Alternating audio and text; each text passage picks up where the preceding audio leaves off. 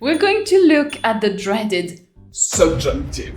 What is the subjonctif? Well, it is a type of conjugation that is used in French to show that what you are saying is subjective and not objective. There are many cases where we use the subjunctive, like when we have expressions of necessity, obligation, doubt, will, want, desires, judgments, feelings, opinions, emotions, and possibilities. A great mnemonic device to remember is wedding, wishes or will, emotion, doubt, desire, impersonal, negations, and general statements. The subjunctive always comes in the second part of the sentence with the conjunction que. To make the subjunctive, we start by finding the stem that we will add endings to. First, conjugate the verb into the third person plural of the present. What does that even mean? It means conjugate a verb in the normal present tense for elle, il plural. Ah, okay. Then drop the ent and add the subjunctive endings. E, es, ions, iez, ent.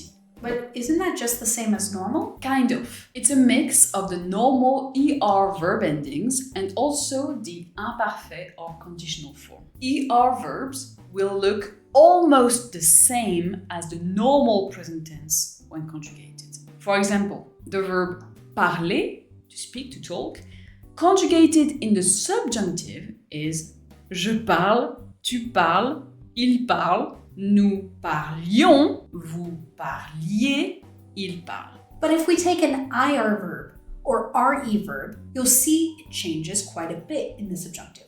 Take, for example, finir. When conjugated in the third person plural present, we get ils finissent. Drop the ENT and we have FINISS as our stem. Then add the subjunctive endings and you get je finisse, tu finisses, ils finissent, nous finissions, vous finissiez, and ils finissent. And for RE verbs, rendre becomes ils rendent, drop the ENT, and we end up with je rende, tu rendes, ils rendent, nous rendions, vous rendiez, ils rendent. There are also many irregular conjugations.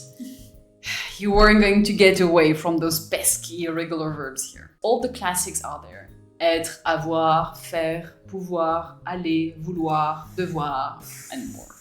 As we said before, there are several expressions that require a subjunctive to follow it. We will simply go over expressions of necessity and obligation. And that said, these are expressions we use constantly, so it's a really great place to start. So here are a few of these expressions. Il faut que, it's necessary that, or you have to.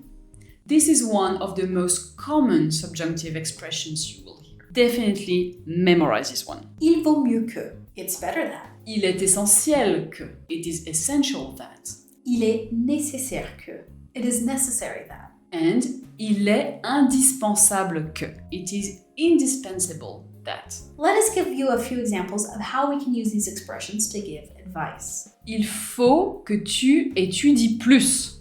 You need to study more. Il vaut mieux qu'elle vienne plus tôt. It's better that she comes earlier. Il est essentiel que vous fassiez le ménage. It is essential that you do the housework. Il est nécessaire que nous payions avant de manger. It is necessary that we pay before we eat. Il est indispensable que vous soyez silencieux. It is indispensable that you be quiet. All you do is start a phrase with one of these expressions and after the que, choose your subject, then conjugate the verb of what you want to say. English-speaking students are often confused by the subjunctive because while we have the subjunctive in English, it's not used in the same way and we have a much harder time identifying it. We're not going to go into how it's used in English, but do know it exists and it is not the same as in French.